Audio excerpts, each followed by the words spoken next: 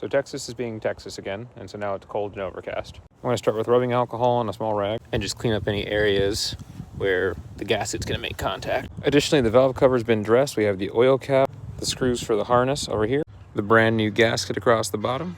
And now that's all cleaned up, let's go ahead and put it on. So under here, I have the drain pan that I just dumped all the oil out. I'm going to go ahead and slide that my way, and I'm going to need this bolt to tighten this bolt.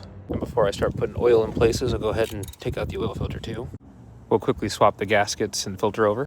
Old filter, old gasket. I'll take some of the oil here, and new filter, new gasket, and I'll run my finger around with some oil. Go ahead and put that back. And as a general precaution, I'm going to go ahead and just coat all the cam lobes with a little bit of oil, because they have been dry for a few days and the valve cover has been open. So everything's prepped. Let's go ahead and get the valve cover on. All right, it's all set. I put the PCV connector in place off camera already. Let's go ahead and get the screws down now. So you're gonna have two sizes. The long ones are gonna go all the way in the engine head itself, and then these three are the small ones on the left side.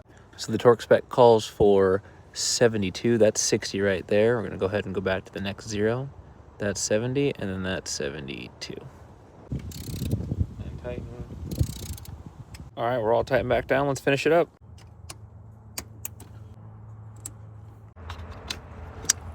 And that's pretty much everything around the engine that needs to be there. Now we're gonna put the coil pack in there. And I think my last step is literally just plugging in the coil pack. And now I'm gonna start filling it up with oil. So we just hit the bottom of the dipstick.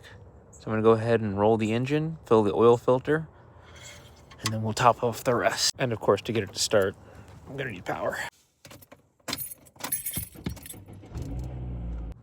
All right, we're all good on the oil. I think it looks pretty cool. It matches her bow tie, her wheels, her mirrors. And that started up and looking freaking awesome. It's cool, right? I'm glad she likes it. That's all that really matters. So yeah, no oil leaks. Everything's looking fine. And then you got that nice glittery shine across the entire valve cover. Looks pretty sick.